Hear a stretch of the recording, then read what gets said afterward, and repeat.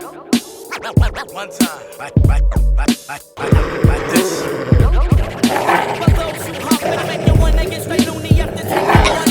You're in the grill pit, nigga. You're in the grill pit, nigga. You're in the grill pit, nigga.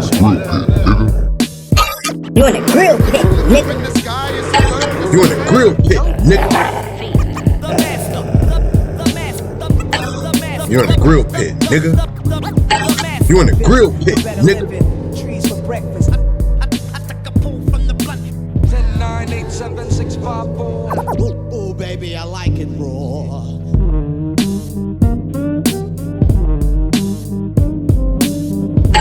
You're in the grill pit, nigga.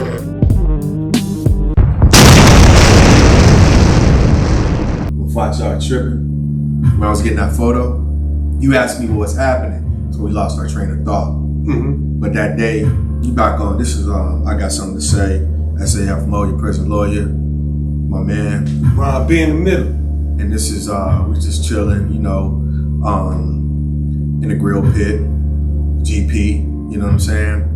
And just chopping it up about a couple of different things about what's been going on. And that day you was talking to me about went over north, and I was getting that photo, the little mural, just getting atmosphere stuff in the hood. You know what I'm saying? I'm like, I'm gonna take him to the hood. We gonna go chill. Just hang out. You know what I'm saying?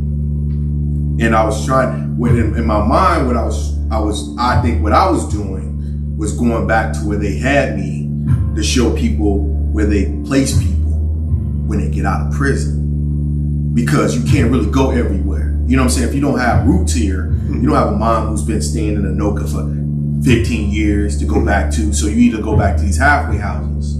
So when I was going back to the halfway house, they put me in the hood. And I never really lived in the hood when I was in Minnesota, but that's where they put me in, right? Right. And I was taking these buses, and in the element that you said that caused the problems, you got me back in it.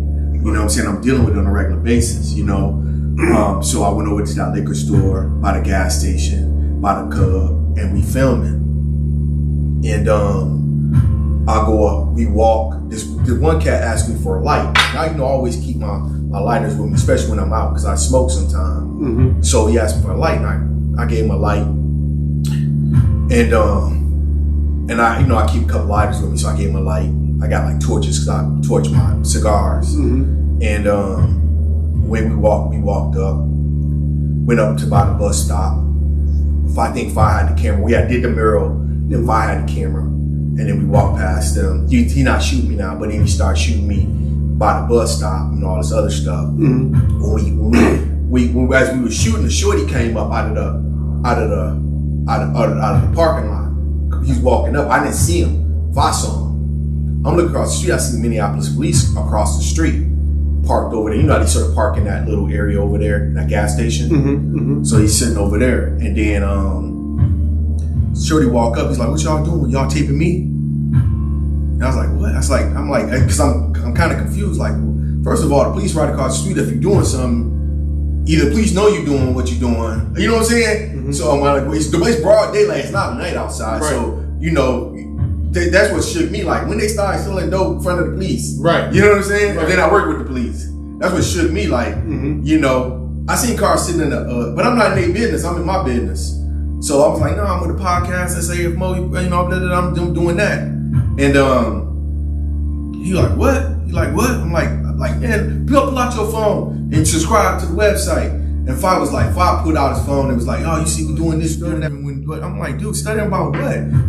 He started trying to make it out of something. So as he started making it out of something, I started jamming down. Like, what did you see? Because what you saw and what I saw was two different things.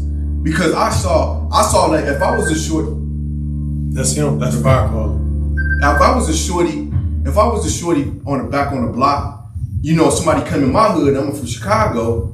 I'm going ask you what you doing over here, because I know this car ain't supposed to be over here. And on GP, I'm gonna be like, whatever. I'm over here seeing my mom, whatever. I'm sort of used to that type of shit. And that's but to me, like I said, what I was weighing is that the police right across the street, so they can't be doing nothing. Right. Real shit. You can't be, because so when he was coming over there, he was just some. I was like, man, if you don't get the, and that's why I was just like, whatever, man. I'm over here doing whatever with this, you know. And we back in the cop. I was like, oh yeah, you know. Then he switched it from me liking the way I handle it to, oh no, you were studying what I had to come through with the phone and all this other stuff. So I was like, listen, Fa. I was like, man, the only reason I picked you up was to take you around town to show you around places. Mm-hmm. He's like, well, before we go over anywhere, he's like, videotaping, anywhere I was at, you had to check down with people to videotape it. They would, you know, listen. I'm like, man, Joe, this ain't that, Joe. This ain't that. I'm not bringing you to a spot where I feel as though by me videotaping myself is gonna get us into any other problem. I say, more than likely, what happens in this area that we in, motherfuckers killing motherfuckers they know for some shit that happened back whatever. They not just shooting random motherfuckers just because you in the wrong spot at the wrong time. It's just, if you do, it's a straight bullet. Yeah. But 9 times out of 10, whatever's going on is something that's already been going on for a minute between these individuals. Mm-hmm. It's not something that you just walked into, like maybe being in the go. You just walked into the wrong place at the wrong time, and motherfucker, you get blue, black because they don't get no fuck. They just high as fuck. You know, not to say it don't exist. It just seems I wouldn't put you in an element. Right. I'm not taking you over south. I'm taking you over north. It's midnight and we walking up the block. Video. You know what I'm saying? It's not nothing like that. It's during the day. It's a bunch of cars around. Everybody's moving and shaking. I was just up here riding the bus in these areas. I know this area. Right. I don't know these people, but I know I'm in a. It's during the time where I feel comfortable. I don't have to pull out nothing. He talked to me about it. I don't have to pull out nothing. I said, found everything. In the back of my motherfucking car, I forgot, but in the back of my fucking car, I got a banger. So what is you worried about? Mm-hmm. What is your problem? Mm-hmm. And he was like, oh, I didn't know you had a fucking car. Five, I got a motherfucking banger, Joe. Mm-hmm. He was like, well, next time, make sure you let me know, you know, where the banger is and all this other shit. I was like, we ain't in that. I forgot the banger was in a car fight, and on top of the banger being in the car, we don't need one here. Right. It's not. I'm not going to collect no debt from nobody. I'm not doing nothing like that. We just been. So he keep elevating the shit to the point where I'm getting to the point like I'm just like, man, Joe, it's nothing. It's like me and Ron was out here. We went out there one day in North Minneapolis, banging, doing our thing on the block. You know what I'm saying? Just early in the morning, so, you know, doing our business on the block. You know what I'm saying? So it's not. You ain't gonna never. Like I said, so he kept just agitating the situation to the point where I was getting offended the way he was trying to present it. He's like, you taking me to these spots, you don't know these people, and you got me, like I got you out in no man's land, and we, it's like, it's not that. It's not that. I got in the Buddy Lee mode. I can't explain it to you. You ain't been here long enough. Because you still got Florida in my mind. Like I had Chicago in my mind when I first came here. Figuring like, oh, you can't sell on this deck because these people run this deck. You can't be on this deck selling on this deck. That's how I was at the crib. I'd be like, Joe, you crazy getting out here selling? That's how you sound. You crazy, man. These guys, this they spot. We can't. You see them over there? That's how it would have been. That's how he was. So I could not bring him down to a point where he could understand where I'm coming from because he ain't lived that. And that kind of got me upset because I can't, now I'm in my mind, I can't take this guy nowhere. Because everywhere we go, don't be like it's good or bad, he gonna try to put it in something. It's like, nah, people like that. That's why he couldn't understand, like, if a female's talking to you in Minnesota, she's just nice. She don't like you, she ain't jaying down on you, she don't get no fuck. You could try to turn it to something, but she gonna think you crazy as hell. 9 times out of 10. 9 times out of 10, you try to jay down on the girl at the SA because she gave you 2 extra cents and you think it's something? Come on, man. You know what I'm saying? And that's my call on it. I played it down because I didn't want to get mad about it. Because like I said, you offended me because you trying to say like I'm bringing you into situations where you feel as though that your my safety's in my, you know what I'm saying? I'm on parole. Fuck wrong with you? You ain't on parole. You say I'm not gonna take you nowhere that I feel unsafe. Why would I do that? You know? So, whatever. Yeah. I go through this stuff every day, just about. Well, if Buddy Lee kicks in, he got an alter ego, and his name Buddy Lee. Buddy Lee is the street dude. Ain't no street. That's the paranoid dude. Well, it's not street, it's paranoid. It's good. Paranoia is good to a point. You know what I'm saying? Paranoid is good. You're paranoid to a point that you got me thinking something that's not even possible. That's how people get killed. Because you get so motherfucking paranoid, you got me thinking shit that don't even exist. But you so hyped about it. Conspiracy. Yeah, I'm worried about you.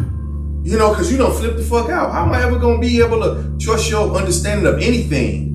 You coming back to me. Like, nah, dude. Like, nah, this ain't that, man. So, no, after that, I was like, I'm good. I'm trying to do something nice. I left your ass in the crib. I told you to get in a college ride. I'm done with that. Meanwhile, back at the ranch, you know, I got something to say. We're in a grill pit, SAF Moe. That's your man Ron B in the middle. What I'm happy about the other day, they was trying to kill that girl, give her the death penalty. Melissa Lucio. Yeah, Lucio. And a couple days before she was to get executed, they gave her a stay of execution.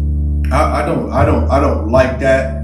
I like it the fact that I read some more about it, and they talked about how she's getting ready to go back and get resentenced, and hopefully that's time served. But the only problem I got with that whole situation, they fucked it up.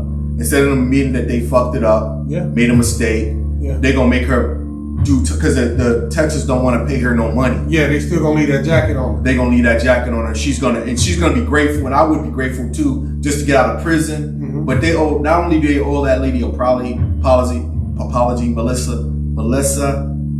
Lucio. Not only do they owe that lady an apology, they owe her money for all the time they done kept her in a joint for no reason other than them being overzealous with the prosecution. And like I said, it goes back to everything. So when I was at my mom's house, we was talking about the Will Smith, Chris Rock. I was like, man, I want to talk about it. I want to hear about that.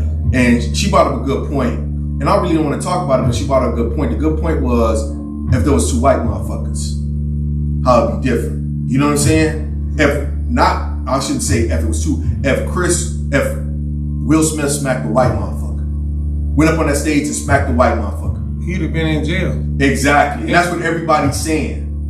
Yeah. Everybody's saying he would have been in jail. He would be in jail. He would have been prosecuted to the furthest of the law. Yeah. You know what I'm saying? That's why I was trying to explain to you. That's why I had a problem with it when we was talking about it. I was like, I applaud what Will Smith did for the defense of his wife. But the problem is it's showing individuals like myself, like them, the law only applies to you. Because even if it's me and you, the law, I smacked you, you call the police, please come in, he's gonna arrest me. I don't like what he did. I'm gonna go to jail. I respect what he did. You know what I'm saying? It's not a like or dislike. It's like if you did something to protect your family. So you went back to Florida, somebody was doing something to your sister you didn't like. You know what I'm saying? You put hands on them. I can't say I dislike or like. That's different. No, it's not. No, it's not. Because that's his wife. You can't tell a man how to feel about his wife. It was a joke. No. It doesn't matter. I can't come in and smack your wife on the ass. Oh, it was a joke. Ha ha ha. No. I'm just telling you. That wasn't the extent of it. That is the extent of it. You can't use that. Okay, mentally, I can't come in and smack your wife with something mental bullshit and then say it was a joke. Yeah, but it was a better way to handle that. You can. That's you. That's you. No. That's you. No. That's people like that. And embarrass yourself and your family. Now, like they said the other day, you took your wife's name out of one comedian's mouth, and now it's in all the comedians' mouth. Look how many people making memes and stuff about what he did now. And now she's a joke for real. Shit, listen. She's a butt of everybody joke. Listen, because he going up there showing his ass, slapping that man. The problem is the way you'll come down with the conversation, right? Come down with the conversation first. If it was a white motherfucker and it was his wife, and he was up and he went up there and slapped Chris Rock. Like no. So either way it was reversed. Whether the white dude was Will Smith and went out and smacked Chris Rock, or if the white dude was a comedian and Will Smith went up and smacked him. Okay. If it was a white, if the complexion of the conversation was different, the conversation would be different, right? You know, Jada Smith wouldn't be, if this was somebody else, white female, she'd be the sympathy of everybody's conversation. She would not be the butt of everybody's joke. That's the problem with when you start listening to that Umar brother, you know, I don't really like him, but that's when you get into the black and white, because black women have always been the butt of the joke. They just you know what I'm saying? It keeps dropping down like, oh, now we're making fun of her. Why don't comedians have enough morality or ethics to be like, hey, we're gonna put hands off of it. We're not gonna talk about that. Because if it was another dimension, say if it was a they individual up there and the situation occurred, they wouldn't touch it because it would have been a political assassination. I agree what Chris Rock said was disrespectful if he knew. Leave it right there. If he knew that she was battling. No, leave it right. What if he didn't know? Because I'm not here to judge a man. Because what we're trying to do is judge a man. You don't have a wife that somebody said that about, so you can't tell me what you would not do. I wouldn't have went up on that. That's you though. That's great. You wouldn't. I took care of my business somewhere else. You wouldn't, but another man did, and he did. So you can't say it's right or it's wrong. It's not up to judge him. You can look at it and say that's something I would not have done, but you made that decision. Say the same thing about I wouldn't have got in the car, took off running with the police. No. You could be like, I wouldn't have pimped on no bitch. We can talk about that shit all day. Be judges on different situations. Yeah. But I did what I did. You did what I did. You thought it was right at the time. I thought what I was doing was right at the time. Right. So who's to sit there and judge us? We did what we thought was right at the time. Right or wrong, it didn't matter. He did what he thought was right at the time. Who's judging this man? All I say is that I just look at the dynamics behind it. Okay, now you're making fun of Jay. Why you keep making fun of this lady? Leave her alone. Leave him alone. Leave him alone. That's a touchy situation. Same way you won't make fun about Bruce Jenner turning into a female, and that's off limits. Then let this be off limits too. Let it be. Let a man and his wife do what they want to do. I know they're in public life, but you can see it's a sense. It's like me poking at you. I know you don't like because you light skinned, but every time I'm calling you about your being light skinned, and motherfuckers be like, you know what I'm saying? It's just like growing up. That's been your, and I'm poking at you with it. I can't tell you. Everybody, Ron, just he just poking at you. But one day you might snap and knock me the fuck out. But I can't tell you that it was right or wrong. Most people say you could have just let it go. You would eventually moved on to somebody else. Who's right? Who's right? Mm-hmm. Can't tell you what to do. You grown man. Yeah, but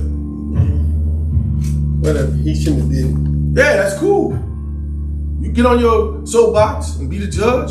I'm not gonna judge that man. I'm not judging either one of them. I just said like I said what my mama said. Shout out to my mom. Shout out to my cousins and them. Thanks for supporting me, looking out for me, checking out the web, checking out the channel. Appreciate Shout out to the convicted felons doing better than the people with no felonies. Yeah, I appreciate it. Really everybody, you know what I'm saying, that's been supporting us. That new gear's coming out pretty quick. I'm waiting for my mans to come back, and we about to release that to y'all. Shit gonna be hot. Sweatshirts $300, shirts $150. The code, the new logo, real pick. Hey, you said you had something you want to talk about the investigation of the Minneapolis Police Department. Yeah, that's good. I want to because my whole thing when we first initially started off our podcast, Ron B, in the middle, we had a conversation about good cops, bad cops. Mm-hmm. You know, and I think the conversation failed and we sort of both stood on fact. Yeah, it ain't no nothing. All police officers aren't scorpions. They're not. They're intrinsically, they don't come into the job as being a scorpion. Mm-hmm. The job itself corrupts them. There's no bad CO because I'm gonna tell you why I say that. Because when I was in prison, you got some COs that be down with the bullshit, bringing in the bullshit. That don't make them no good CO. That don't make them good CO. No. That makes bad COs. Right. But then you got the good COs that you know they ain't finna bring you no cigarettes. They ain't finna bring you no weed. They ain't finna bring you no drugs. They ain't finna do nothing for you. Them the good ones. You know what I'm saying? They really believe in the criminal justice system. They come to work, do they 9 to 5, whatever. Yeah. And that's what it is. All COs ain't bad. But I believe All police ain't bad. I believe. So that's the drama right there. Yeah. That's what I like. Yeah. We can chop it up all day long. How you feel? How I feel. Mm-hmm. I got something to say. I don't think they are. I think they. The fact that, from my position, I believe that when they put the uniform on, I'm not judging the man because he might be a great father, great husband. Something they don't do for us. You know what I'm saying? You look at our crime and that's how they connect us. I'm saying when he put the uniform on, he that individual person. Yeah, he gotta be. He gotta be Superman. You know, that's what I said. You know what I'm saying? He's Superman now. So, based after a George Floyd assassination, murder, whatever you want to call it, the Minneapolis police office fell under investigation. So what they did, the backdrop of this, the reason I thought it was so interesting is because what they did is they went in and they used their own human rights department. Minnesota Departments of Human Rights. And they went in and started investigating the Minneapolis police. And they did it For the last 2 years. Well, what they did, so what they smart. They're trying to be smart about it. So instead of, because the feds are coming in to investigate them, or they probably already investigating them. So what they did is they came out with their own report. Because what happens is, as a state prisoner, I have to use all my state remedies if I'm appealing my case before I can go to the feds. Right. Because you being a fed of prison, you go straight to the feds because your conviction was a fed. But me, it's different because I was locked up by the state. Right. What every state does, listen to this. This ain't top 5, this ain't SAF Moe prison lawyer. What states do, they come up with their own procedural to say to the states that this guy's been judged fair. And he's just crying to you for no apparent reason. So they come up with their own Bill of Rights. Minnesota's got its own state Bill of Rights that has a 14th Amendment clause in it that says, similar to what the federal government clause says. So what they do is the states try to emulate the federal government. So if you petition the states for any redress, they can say, we provided it, he don't qualify for it, and when he gets up to you, because he exhausted all the state remedies, it's got to be a federal remedy. So we have to bring up ineffective assistance of counsel, we have to bring up a constitutional violation in order for us to get to the feds. It's different from you. All right, the reason I brought that up is because Minnesota has their own Department of Human Rights. When I was a state prisoner, I wrote to them because I believed what the state of Minnesota was doing violated human rights. Right.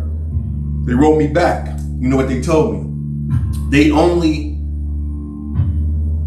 investigate work-related human rights issues. Minnesota doesn't have a human rights issues. They call themselves human rights, but it's not human rights as you think it would be, right? It's only work-related. So now they come into, so when people hear it, the first thing they think like, oh, right, we're better than the whole, we have a human rights department. No, you don't. You have a department that investigates work-related human rights issues. Okay? So I just want to get you up to that point. And it's not like going to the world court that deals with true human rights. Right. Okay? So what they did is they investigated they investigated the Minneapolis Police Department just to figure out whether or not what happened to George Floyd was race related. And it says the civic leaders responded to findings from the Minnesota Department of Human Rights. Again, it's not a human rights department. Investigation to the city of Minneapolis Police Department. And what they did find that Minneapolis has nothing but race-related issues when it comes to pulling over people of color. So here's some of the things that I thought that really got me going. You know what I'm saying? And I hope you guys downloaded. I downloaded the whole thing, but I only downloaded. It's like 71 pages. So I only downloaded the what I thought was relevant on it, and some of the things I thought. So what they did is they said that the mayor had instituted some things that prior to him becoming the mayor, in the wake of all these killing of unarmed black men, he introduced a duty to intervene. So it requires an officer, regardless of the tenure of the rank, to if he observes another employee using prohibited force or inappropriate or unreasonable force, including applying forces. So now he has a duty to intervene. He instituted that, right? He also instituted a duty to report. He also a limitation of pretextual stops. Pretextual stops are what stops. What does that mean? When we're driving, your license plates tabs are expired. Oh, your lights are cracked. Yeah. All these black racial profiling issues they utilize to pull us over to get us in a position that this had a young man in Grand Rapids under. So it's a stop, and now it turns into a death. So he put a prohibition on that. War style training. These are police officers. Remember, they're in the car. They're giving out baseball cards. No. Their war style training is banned. So you're taking these individuals who come into a relatively mild situation where they've been trained with the mentality of a soldier coming into your house. You're allowing them to come to your house to settle a dispute. They're on motherfucking nitro because they're like that CERT team in a joint, right? They're ready for combat. They've been trained for combat. Anything you got a hammer. Everything look like a nail. You know, motherfucker jerk. You got the worst people doing the worst things at this particular point because they've been trained to come in and eliminate the threat. You're the threat. So you automatically. Yeah. Procedural justice and implicit bias training. Gave that. Field training officers. He instituted that. This is what Jacob was. This is what he did. Right? Make everything right. Problem is they went into and started investigating, and they found out a lot of stuff they were instituting was not being performed, the officers had no clue of what's going on. So although he was passing all this stuff to implement change, it was not being disseminated to the rank and field officers. So that was an issue. Let me see, I'm trying to find a summary real quick. It showed bias when it comes to these individuals, with them stopping. Here's in some cases, the force Minneapolis Police Department officers used against people of color or indigenous individuals has been deadly. In fact, since 2010, of the 14 individuals Minneapolis police officers killed, 13 of the individuals were people of color or indigenous people. So again, it goes back to when it comes to these numbers, when it becomes African Americans, we are disproportionately being represented. Although we are a minority, how do we become the individuals who are the highest when it comes to deadly force? Police officers may use some method of force to arrest and detain individuals if appropriate. Over the past decade, Minneapolis Police Department has directed officers to consider continuum of force options when faced with situations. I just want to go to the part where they go through a couple of different things that they had put out to the public that they were attempting to do, and most officers were either unaware, had been poorly trained, and they did not whatever passage of any type of procedural reform was not being adhered to by the Minneapolis police. So that's why we continue to get these individuals it's not the end of it. It's going to be more individuals that's going to become victims of police brutality, is what I'm getting at. Right.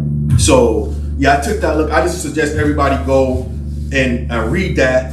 I got it downloaded. I'm gonna. Where'd you get it from? I got it. I went to I first went to the news story itself. The link to that is not a good link. So I went to the actual Minnesota Department of Human Rights, whatever they want to call themselves, and they have it there. So you can download it there, check it out. It basically breaks everything down. You know, it really talks about these individuals and how they what they're on. Ron B, we're the voice of the voiceless. We are the voice of the voiceless. Let's take a break. Days after George Floyd's murder at the knee of a Minneapolis police officer, tonight finding the department illegally engaged in race-based policing.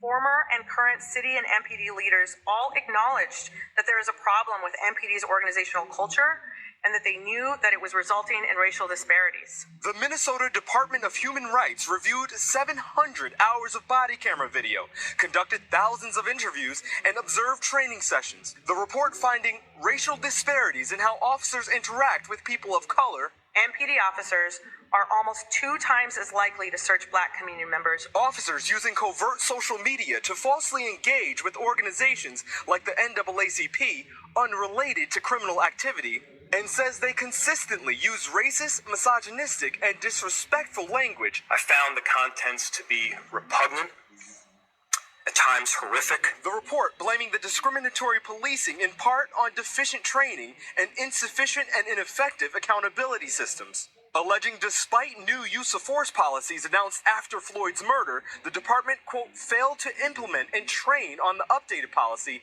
in a meaningful way. There is no place in the Minneapolis Police Department For bias or discrimination. I am confident that there are men and women in the Minneapolis Police Department who have the desire to meet the challenges of today and tomorrow. Listen again, state now tasked with drafting a court enforceable agreement to prevent future discrimination as a federal investigation includes Shaquille Brewster, NBC News.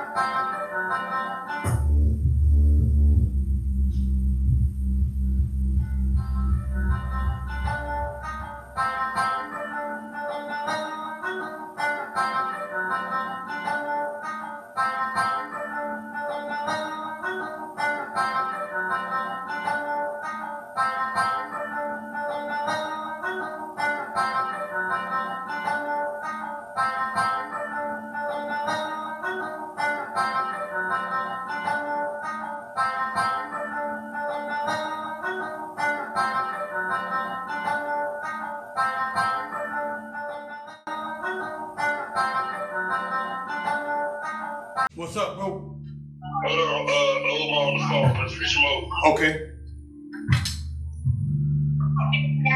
Yeah. I told you he said 6:30. What's up, Omar? How you doing? Hello? Yeah, Ron, it's Omar, bro. Yeah, how you doing, brother? I'm doing good. I was calling to try to connect with y'all, brother, today, like I promised. Yeah, we I'm a few minutes later than I expected. okay. We both here. We both here right now, and we recording. Okay. That's what's up, then. Talk to him, Mo. Let's get it.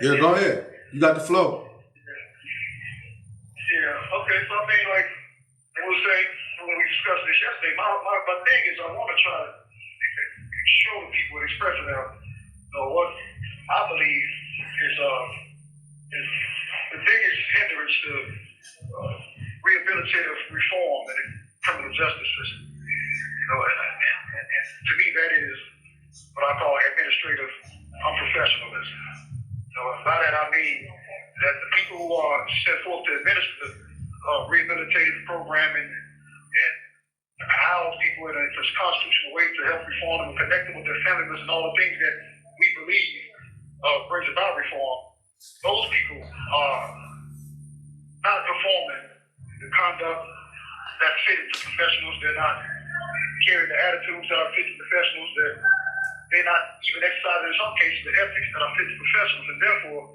they're hindering the whole process of rehabilitation. Yeah, but I mean, Go ahead. yeah, but I'm gonna say from the people on the other side of the wall, they're like, why do we even care if this is the issue? This is the issue, and it's gonna get resolved regardless, based on the procedures that they have up in there. So why do they even care? Right, and there's different reasons why people might care. And people don't know why I'm housed there. I think there's two important reasons why I think they should care. The first reason being that IDOC, the monetary behemoth that it is, represents the third or fourth largest purchase that the taxpayers make in this state every year.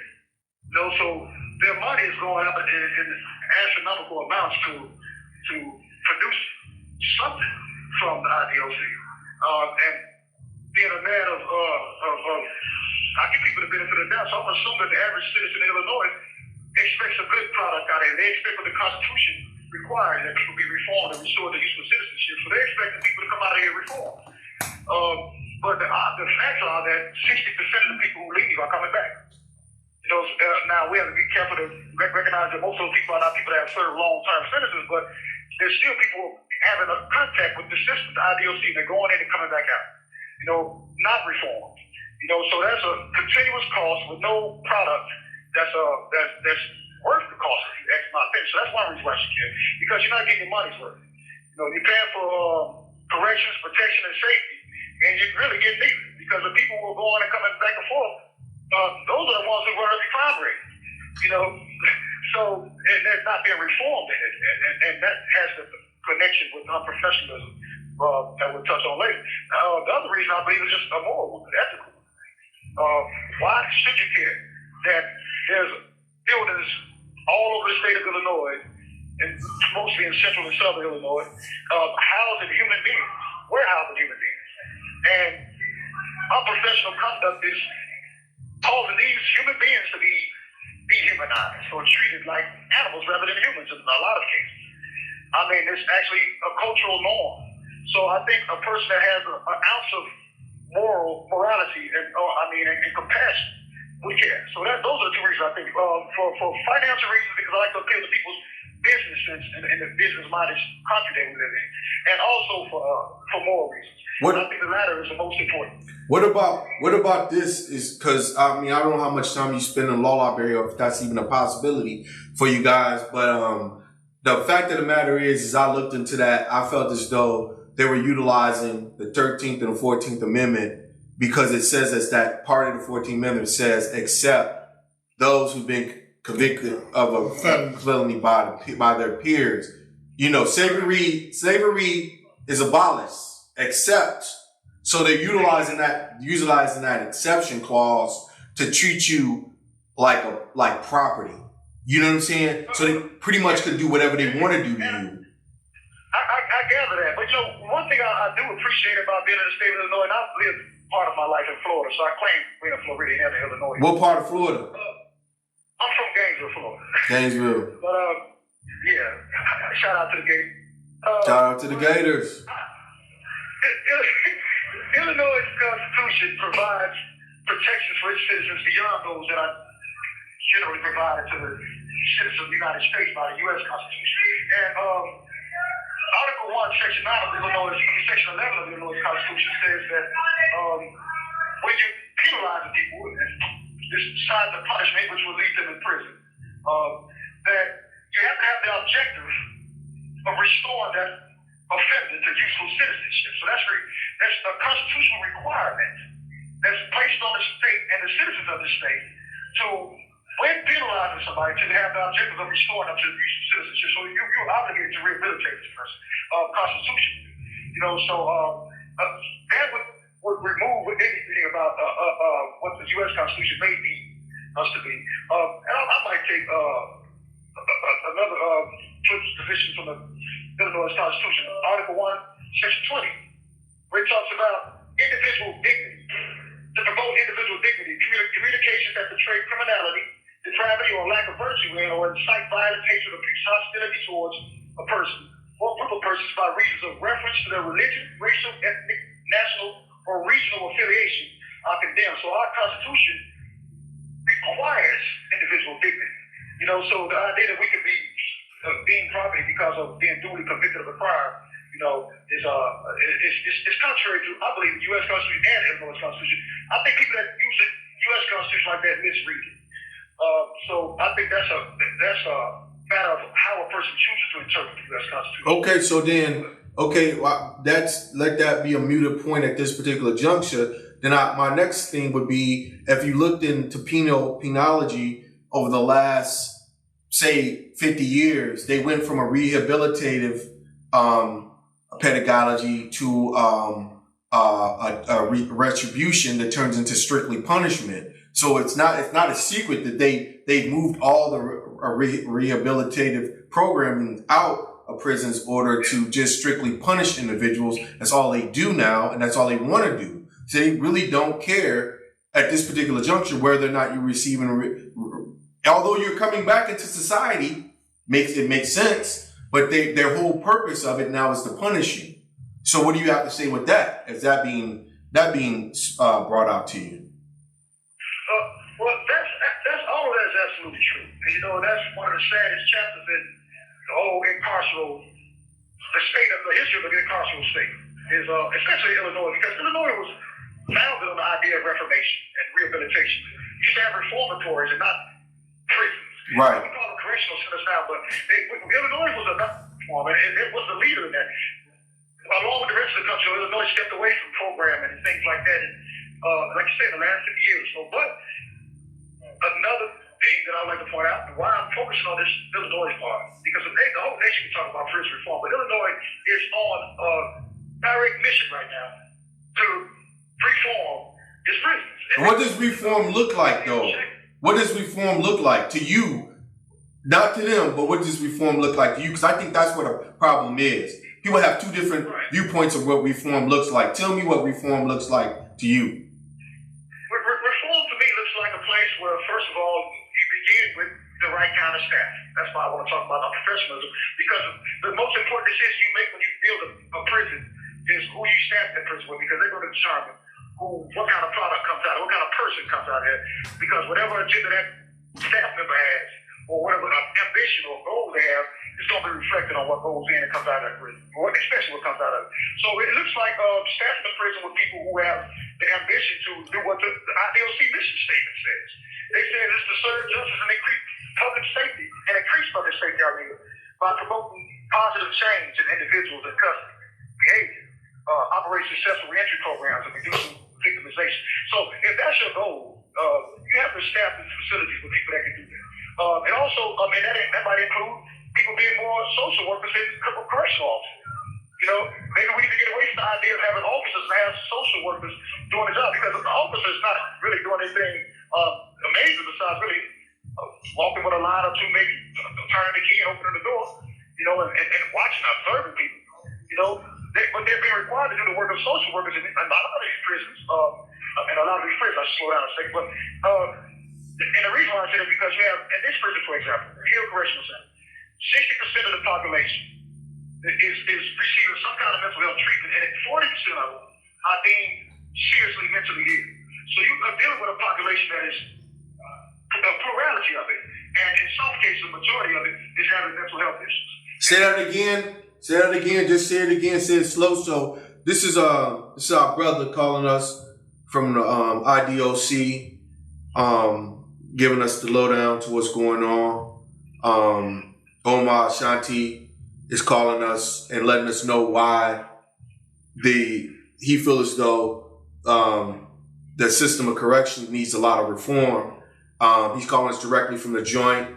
And go back to that one passage you was talking about mental health and how you feel as though social workers or some form of social working needs to be placed in be part of the DOC. Absolutely. I see this every day. I'm looking at, man, and I myself have participated in some mental health treatment, and I believe that we need it. This is a place of chronic stress. But you're looking at people who are, by statistics, 40% of this institution, and widely throughout the state of Illinois, are considered seriously mentally ill people.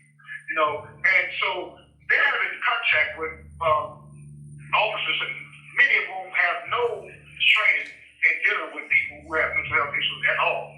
No training in psychology, none required. You can come in with a GED and get a job.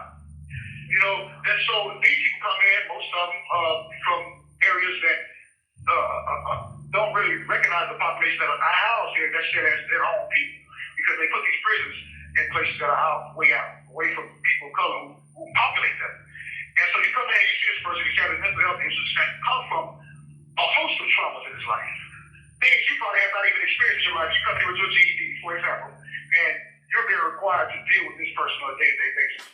I think that's unfair to the employee as much as it is to the person who's being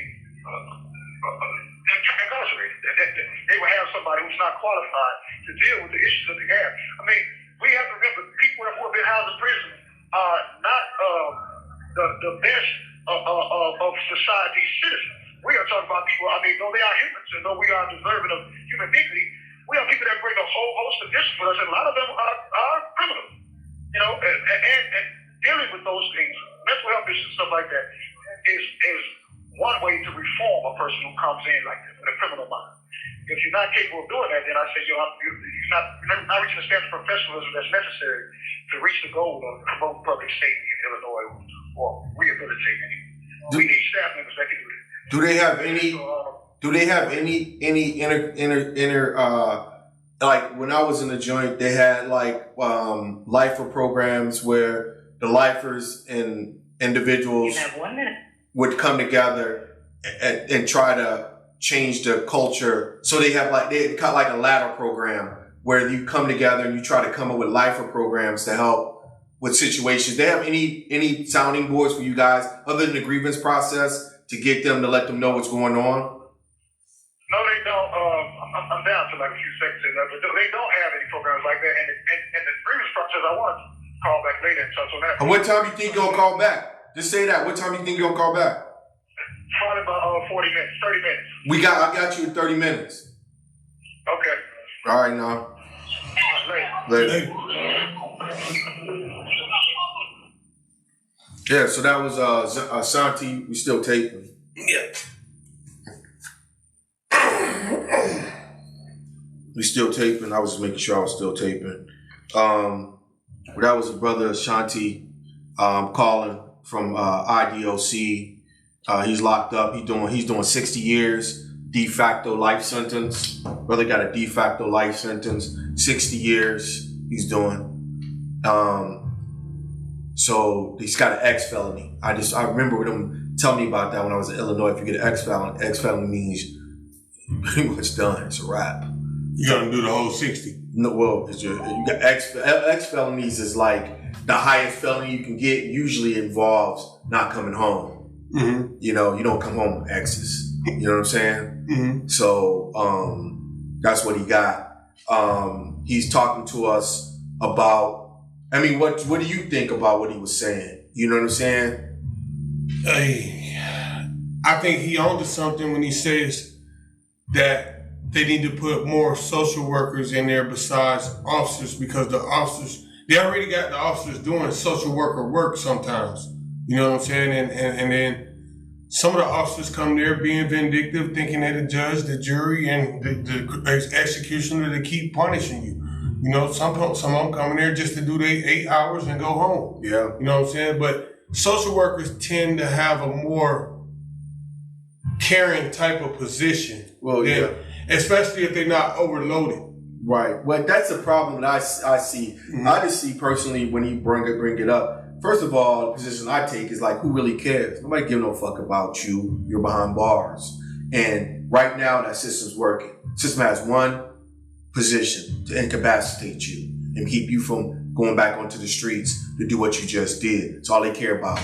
Or to keep you in that same circle so you keep coming back and but I'm just saying, just say a person they give life to. Because we're not talking about the individuals who are rotating in and out. We're just talking about the individuals who are stuck in and they have no ability to make themselves better. Sort of what Jafar was saying, why he did what he did. Jafar is another brother that did a lot of time. He's out now. Mm-hmm. But he was going through, and this is real shit. You know what I'm saying? A lot of these cats on these different podcasts, and I'm not trying to be like, they just talk about bullshit. You know what I'm saying? They want to talk about bullshit. And it's like, it's real shit that needs to be talked about. And this is one of the real conversations that needs to be had. It doesn't become real until somebody comes out and says it and they have the platform for it. And it shouldn't be like that. That's why I say I get upset with a lot of individuals who jump on platforms and start talking about it. So when you gave me that T.I. bullshit, you know, I seen him. It's like, what can T.I. do?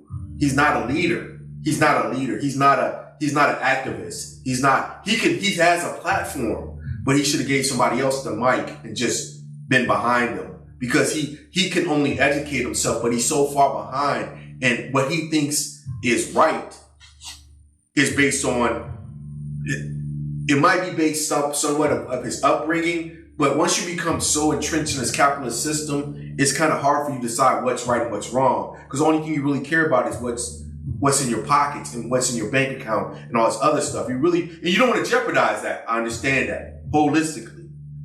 So when we took on this platform around being in the middle, you know what I'm saying? Mm-hmm. You said it the best. You might lose your job over it. Yeah. Mm-hmm. You might lose your job over that. But these were. I don't feel like that anymore. No, it's not about it's not about whether you at the time was going through it. You felt like it, mm-hmm. and you felt like it, but you still did it. Is what I'm getting at. Mm-hmm. Mm-hmm. You still went out and did it. Yeah. You know what I'm saying? And that's the difference. It's like, you know, it's like, yeah, now he's coming around. Yeah, now he's trying to do this. Yeah, now he's trying to. But motherfuckers ain't gonna take food out they gonna take food out their mouths. Right. You ain't built like they ain't ready to take that risk. You gonna go so far, but you're not gonna cross the line. Mm-hmm. You're not gonna lose your job. Mm-hmm. You're not gonna tell me I might lose my job, but I'm still gonna do this SAF Moe. Mm-hmm. I'm still gonna show up. I'm still gonna do that. I might lose my job. Mm-hmm. You see what I'm saying? That's the difference. Right. You know, so that's what I say. So when Brother Ashanti called, a lot of brothers call us from the joint, talk, and I chop it up with them. A lot of times I'm back on mine. You know, I was right there with them. And I think in the back of my mind, nobody don't give no fuck, man. Mm-hmm. They really don't care, man. Mm-hmm. They don't care what you eating. They don't care that cell phone calls are 50 cents. Only people care is your family. Because they going through it with you. Mm-hmm. You know what I'm saying? And people like, I got something to say. I got something to say, okay, because we've been through it. And we one of the brothers who, when I left the joint, I felt as though I wanted to give back the best way I could. You know, and I felt like giving the voiceless a voice, which we are the voiceless. And they said that on that Rapture deal. And that's something T.I. said about giving the voice to voiceless. You know, giving the voiceless a voice. Yeah. We are the voice of the voiceless. Mm-hmm. So I didn't ever seen that episode when I came up with that saying and thought about it. We are the voice of the voiceless. Right. You know, and I thought that, you know, by him saying that was really something that we just honed into this having telephone calls. Mm-hmm. So I just feel like, with this procedure issue, you do need better COs, but they're gonna, who are you gonna get for $15, $16, $20 an hour to come in and be COs? Right. You know what I'm saying? Other than those cow kickers out in the rural areas. Out in the woods. Yeah. Ain't nothing else out there. Remember we watched that one Since I've Been Down? Remember those prisons in the middle of nowhere? Yeah. Nothing but woods. Yeah. What the fuck around there? Nothing but woods. They in the middle of motherfucking woods. It's only one prison I seen that's right smack dead in the middle of the city. What's that? That's USP Atlanta. It's right in the heart of the city. I was there. When you look out the window, you see police cars pulling people over every night. It's right in the heart of the city. It's right a big one? Yeah, it's a penitentiary, yeah. A penitentiary in the middle of the city? Yeah, in the middle of the city. And there's a camp downstairs from the early 1800s. So it's the old, it's real old. It's like one of the first prisons built in America. Yeah, so it's slavery shit. Yeah, they say when you used to go to prison there back in the day when they rode the horses, they give you 2 bits and a horse, and they showed us this gate where they ride out the gate back there. Just around the wall. It got a wall, not a gate. It got a concrete wall. Yeah. It's probably about that's how St. Cloud is. 30 feet in the air. And you inside the wall in St. Cloud. Yeah. You inside the goddamn wall. Just like St. Cloud. Yeah. Just like St. Cloud. Yeah. That shit crazy. Yeah. I remember a dude told me when I first got there, he said, look out the window, that's Highway 10. Mm-hmm. You know what I'm saying? Way out there. Way out there. You can see the woods, the cornfield somewhere. That's what they do, man. So yeah, this is like it was just like I said with their situations and what he's talking about, I even brought up some good, the mental issue. We know, but the fact of the matter is what he needs to understand, what I understand, and what he might understand is that when they shut down all the mental institutions, they started putting people in prisons. So prisons right now are the new mental. They used to put everybody in mental institutions, and when they went away from doing that, they started incarcerating them. That's so it's just like police officers now. They have a boatload of things they have to do. They have to be a mental health. They have to be family. Affairs, right? You know what I'm saying? They have to be child protections. You know what I'm saying? They have so much on their plate. Yeah, they have a lot on their plate, but it's just society shifting all the blame to, law enforcement. Lock them up. Get rid of them. Yeah. Law enforcement needs to be restructured. Get all them good old boys out of there. Because they got a system of people in there, older people in there, that did things the way they do them, and they're teaching this younger generation that's coming in that's going to be taking over for them the same thing to do as they did, and it's not right. And that's what you're talking about is a culture. And I talk because I do a lot of different things. I talk to people a lot of times when I'm not here. I'm on Zoom. And I deal with people, and I'm in teams with a lot of different people. And in the workforce, we talk about the same thing, about how that shift it can never happen. It can never happen. Like that shift. It's like in my field, every time I come into an industry or a plant or wherever I'm at, there's always a senior tech that's been there for 30 years who knows everything about everything, and he's the most racist motherfucker there, and everybody's saying put up with him. So similar to what Fa was saying about the one Mexican dude at his job. Kind of like where I was working at out there in that factory and I had the hats. Exactly. So you always run into them. They're not. So when I was talking to my guy, we were doing that. He was a project manager on my team, and he was talking to me from North Dakota, and he was like, I was like, yeah, I'm gonna get back into the field. I'm gonna get back. I'm hoping to go work for Tesla or something like that.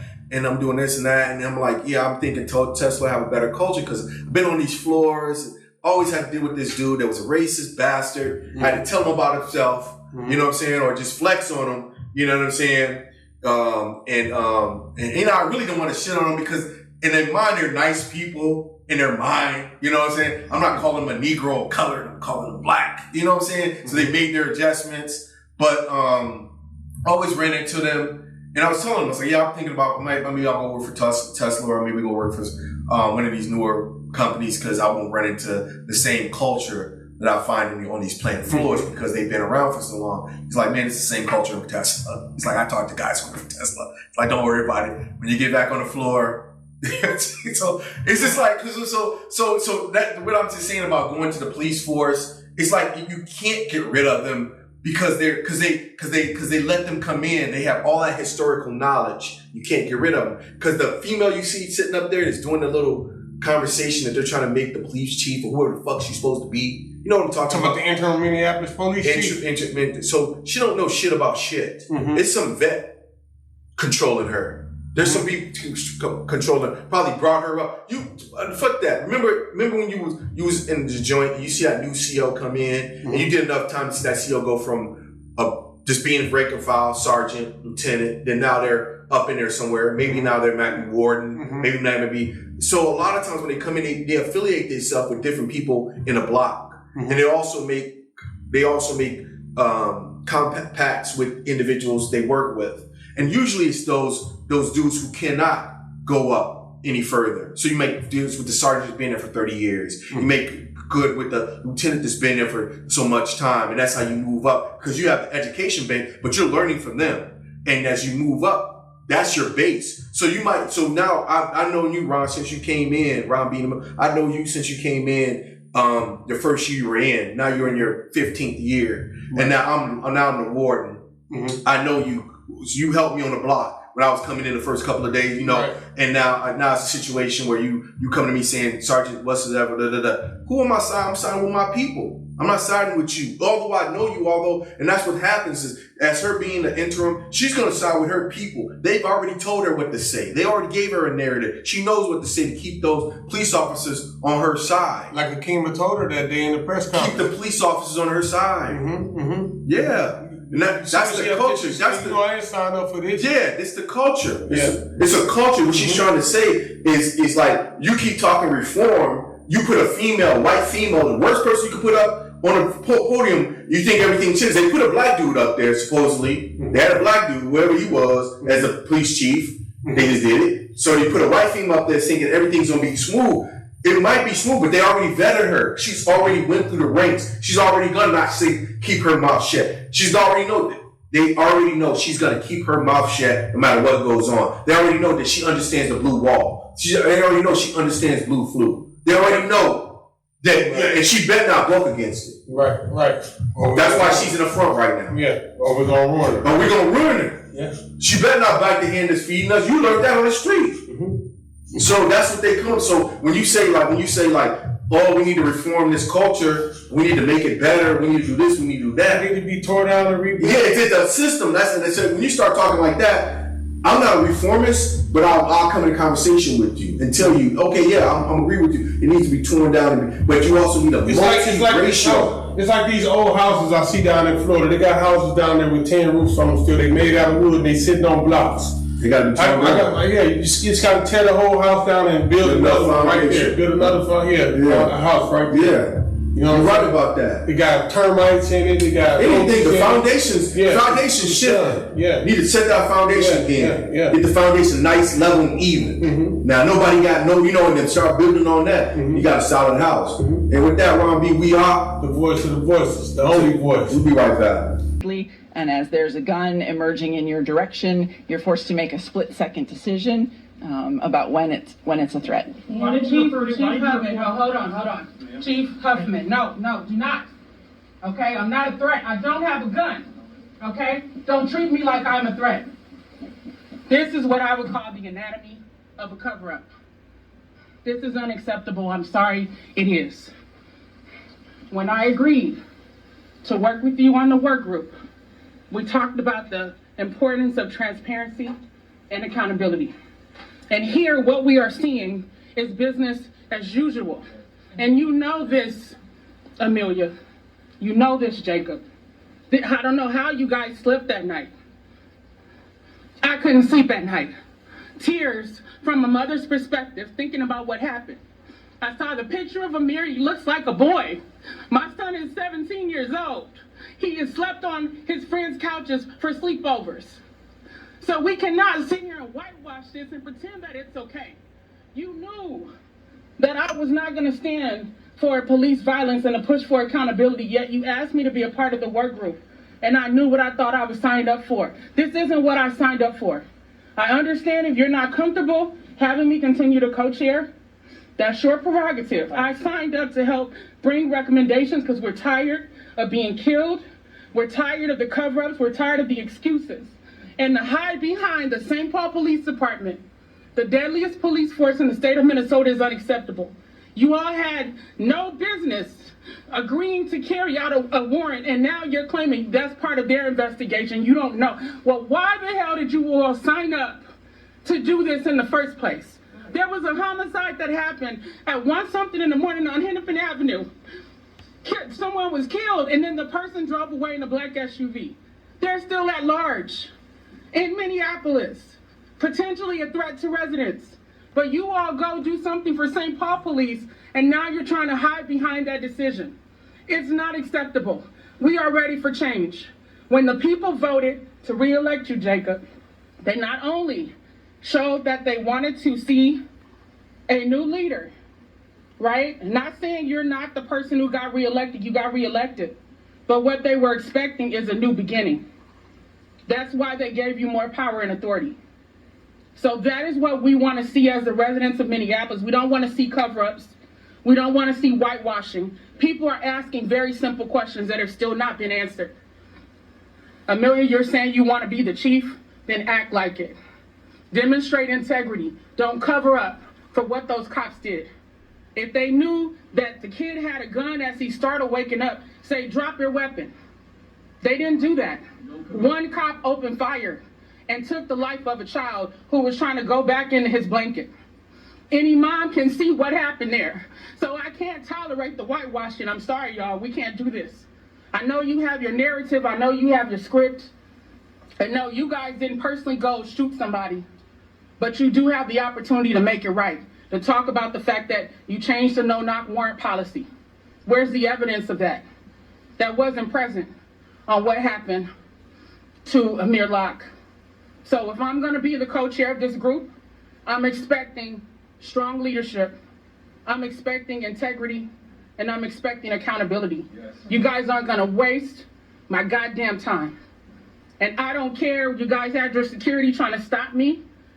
I can be used to come speak the truth about what needs to happen, but when it's time to call out these inconsistencies, these inaccuracies, the lack of information, I gotta sit in the back or even not even be invited. I'm not here for it. We fought too long, too hard. It's people in jail, including Cortez Rice, trying to get the court to show what's happening in the courtroom so people can see what's going on. People have put their lives on the line because we're ready for change. So we're expecting from this point forward for you guys to do something different. I'm not playing. We're not here for it. We're not here for it. I'm only committed to working on this work group if you all are committed to being honest and transparent and not covering up the bullshit. Thank you. Why did you release pictures of his gun, but no pictures of a gun of the officer who killed him? Why have you not released that information? You know, this man did not shoot anyone. He did not discharge his weapon. Why did you release his gun? That was a disgusting vilification of this man. We need to police our own communities. Right. And come together and say, hold on, little Johnny over there, he know what he did, you need to turn him in and da-da-da-da-da-da. You know what you need to do, Miss Susie, or whatever. That's what we need them for. But we don't need them to like be out here patrolling the streets and killing young black men like they're doing and stuff like that. We don't need them. Busting in people's doors at midnight? No knock warrants. Yeah, that's bullshit. We don't fucking meme about that because it's bullshit. These are literal hits being placed by our government. We're going in, guns drawn, saying this guy's dangerous. We're gonna go with our guns drawn, and if he's got a gun drawn, we're gonna shoot him. Shout out to the Amir Locke family. Sorry for y'all loss. It's shameful. That can't happen. We can't do that. We can't authorize that. It's bullshit.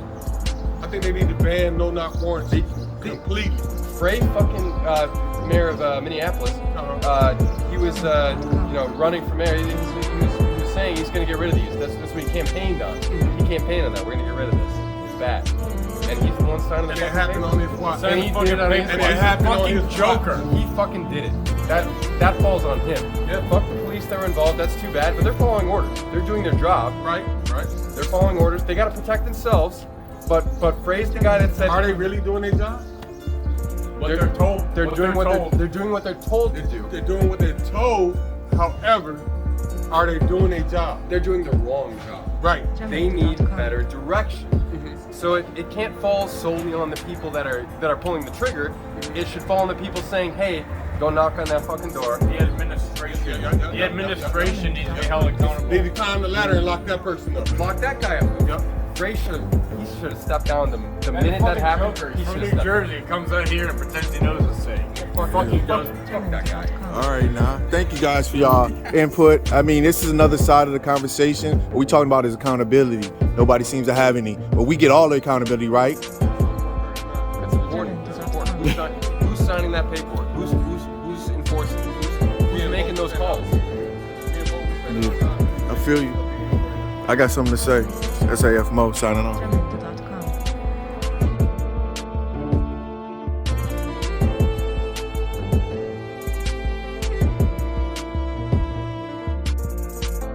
Jamendo.com.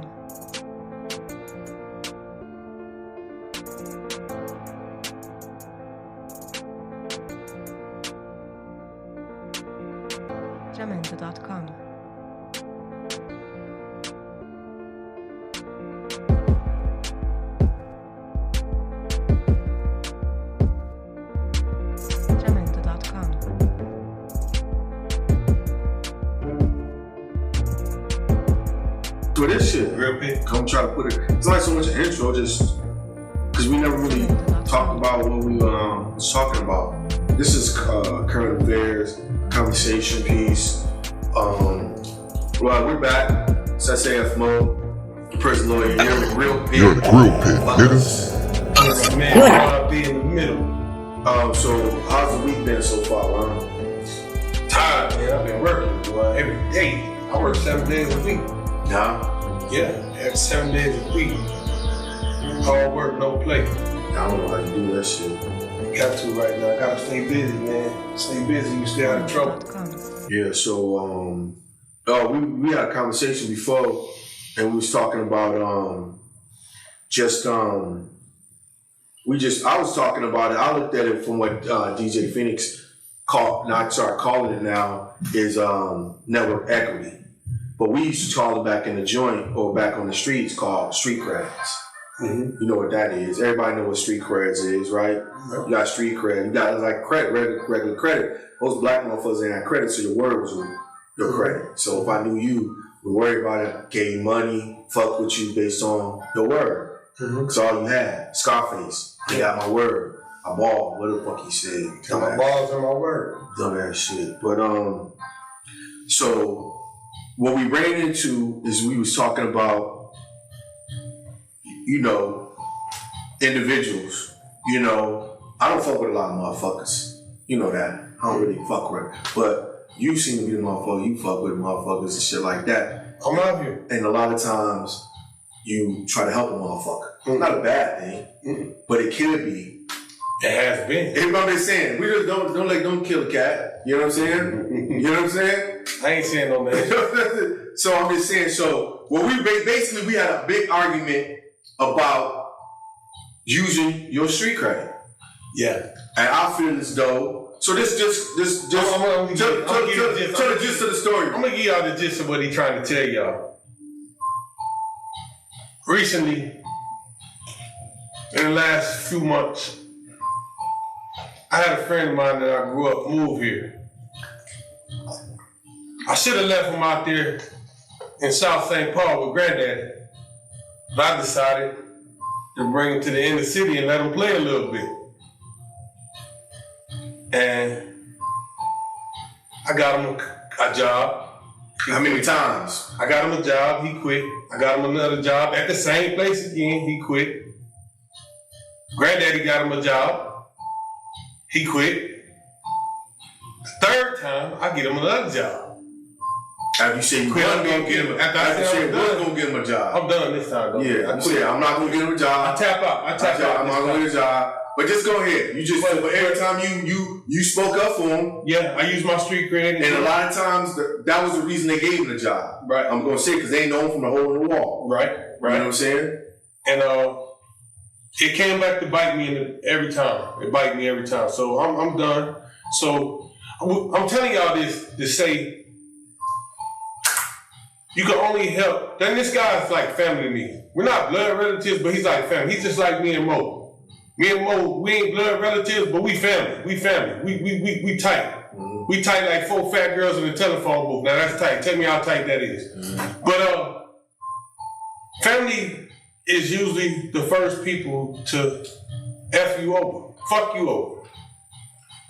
And I'm done. He my family. I'm still gonna be cool with him and stuff like that. But as far as like getting jobs and stuff like that, I'm done. You're on your own. I'm done raising a grown man.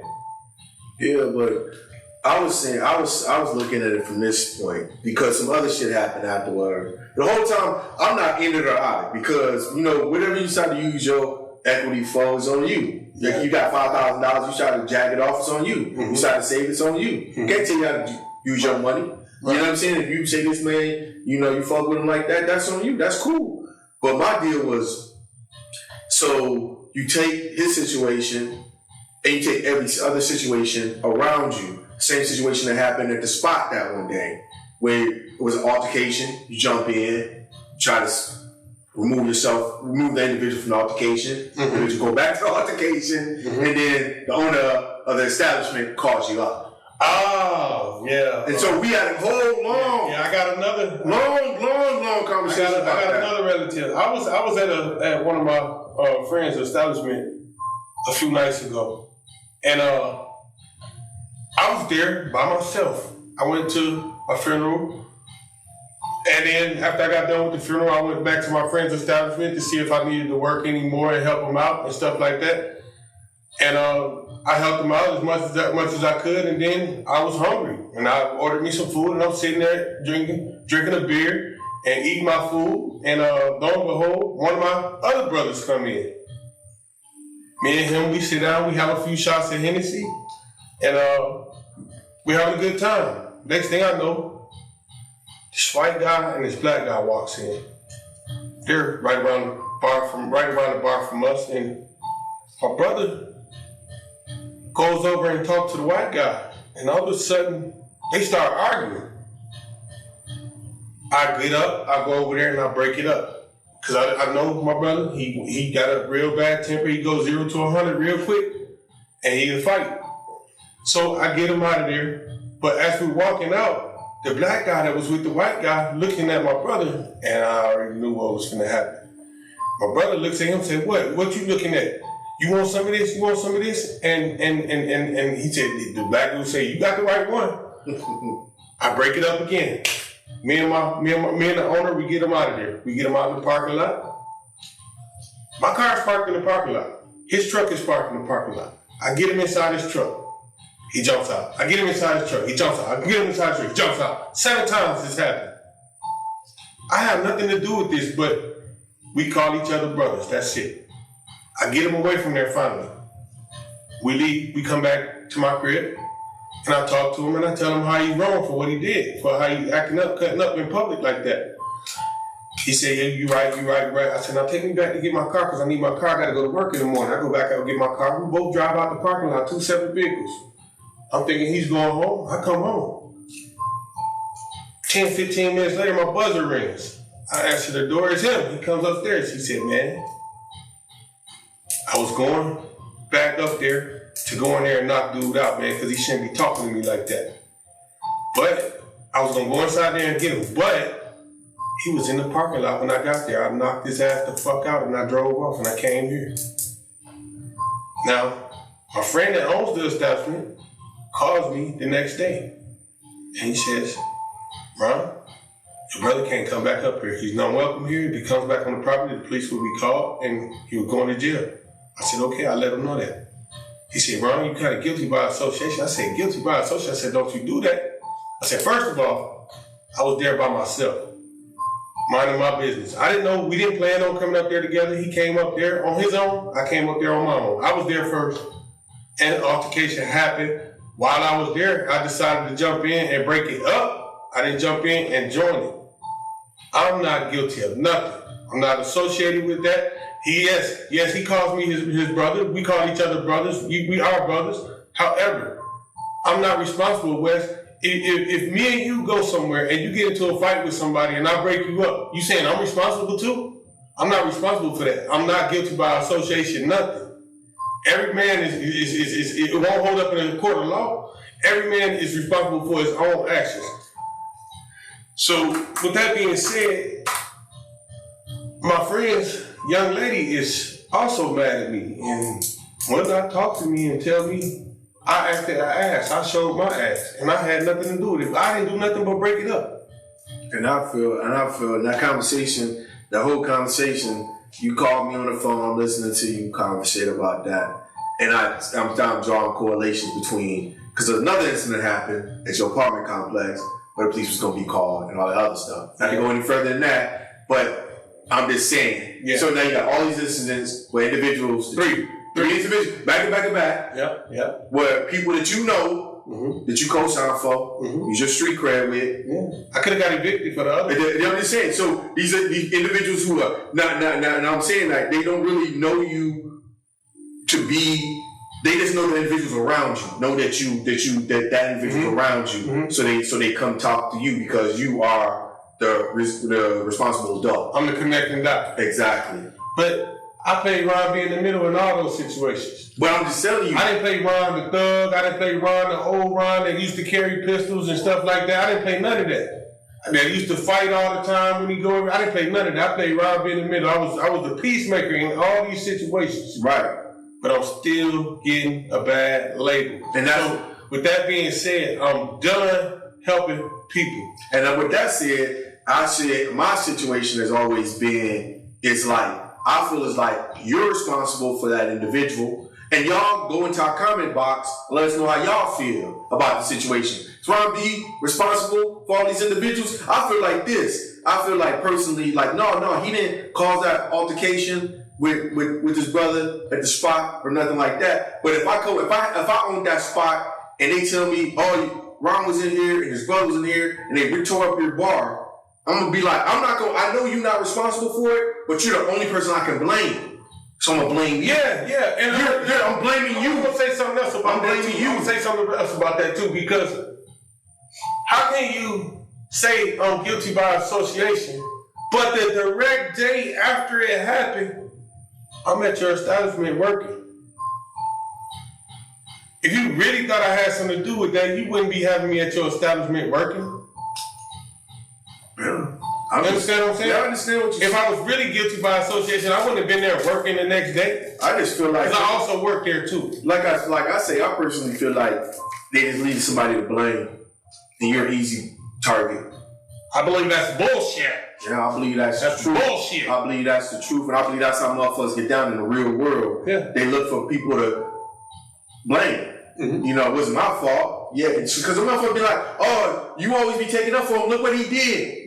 You don't know what they said. You know why this girl, like, oh, yeah, you know, blah, blah, blah, blah. You know, that's, you know, you see what he's doing? He bringing all the problems over. So he had to be like, oh, you know, you to blame. I told him, I said, listen, man, I've been in St. Paul since 1991. It's going to be 1,000 people that come in here that know me.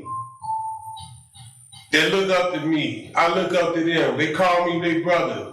Because I've been in these streets since the 90s, 91, to be exact. And I done did some dirt. I done not did some dirt. I done made some friends. I done made some relatives. You know what I'm saying? So, but I'm not responsible for what another man do. Right. I'm not, unless I indulge in the altercation. Now, if I indulge in altercation, then yeah, you can say that. But I didn't indulge in no altercation other than trying to break it up. I just look at it like this, you know. I always look at it like this, and I always been like this, and I always been like, the reason I don't fuck with that many people, and the reason you find me in a small crowd, is because I believe that anybody with you co-sign for. So if I come up to you and be like, that's my guy. If you see me with somebody, that's my guy. You be like, oh, I need to whoop you whoop. I'm like, okay, that's my guy. You go see my guy, and he fuck you over, and I feel like I gotta get involved with that shit.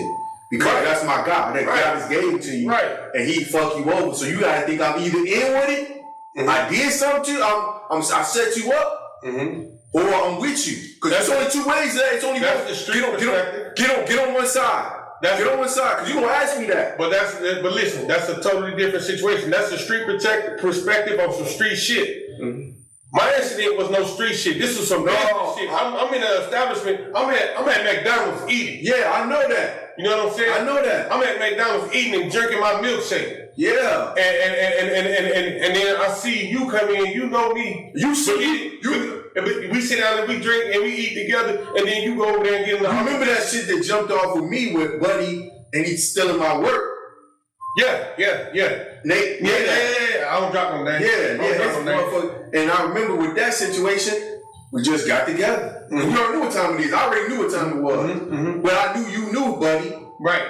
But you know what I'm saying? But you know me too. But you know me. The same situation. But you know me, so you never even looked at me like that. No, but it was never the same situation because I just knew that you knew how to get a hold of it. Exactly. Yeah. And you know what I'm saying? So that's sort of how I carry myself. Even when you went to me with Chicago, you know what I'm saying? And I'm introducing you to my people. You know, I'm introducing my people saying that I understand, like, if something went down, I'm responsible for the shit. That's what, but I always got, like, it's like a big brother type of deal, right? You know what I'm saying? So how Fa was feeling, that's why I was offended when Fa said what he said. But the mitigating factor in my situation, at my friend's establishment, the mitigating factor is we didn't come there together. But no, y'all didn't.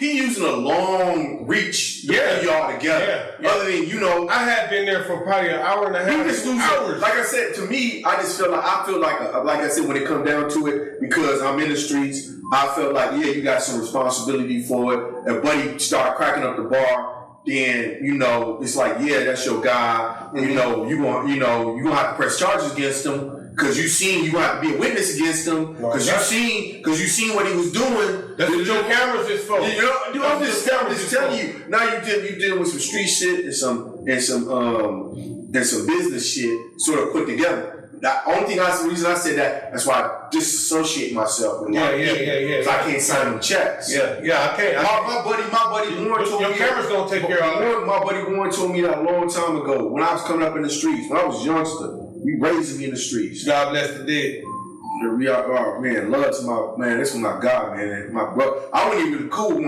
me and his brother was best friends, and we and Warren, after my guy went to school, me and we but we always brothers. We was all in the same house. He was a little bit older than us, and I didn't fuck with him. I fucked with his brother. When his brother left, we started hanging around. And he told me one time, I was talking to him about some work. And he said, listen, I'm gonna tell you this right here. I was like, no, he good people. He's like, listen, man, if you are not with that individual, first of all, you don't know what that individual did or he didn't do. So when you start co-signing for people, he's like, don't co-sign for anybody because you don't know what that individual did or will do, or did do, or anything like that. So it came out like he wasn't with you. Is he with you? Was he with you? Did you know? So I can't say, well, I don't believe Ron robbed the store. I don't know. I wasn't with Ron when he went out. He might have did it. I can't co-sign for you. I can say when he was with me, he didn't do it. But I can't say when he left me, he didn't do it. Like you can say when I called you up, I was like, man, yo, bro up here knocking the motherfucker out. He didn't do it, I just dropped him off. No, I'm looking at him. That's the difference, co-signing. You might swear up and down. That couldn't be him. That's how some people be like, oh, that couldn't be him. I just dropped him off. He promised me he wouldn't go. Come to find out, he was up there knocking the motherfucker out. No, but if my homie told me that, I would believe him. No, I'm just saying before it even happened, if he didn't come and I called you up on the phone, be like, he up here, knock somebody out. First thing a motherfucker say is, I just told him to go home and he went home. He ain't up there. You know what I'm saying? Co-sign. You know what I'm saying? You can't co-sign for that motherfucker. You ain't with that motherfucker. You know what he doing. Right. Robbing the bank. And that's what he taught me. Like, don't be sitting there trying to say, I can't say nothing. If I'm not with you, I can say what I know. I don't believe he'll do something like that.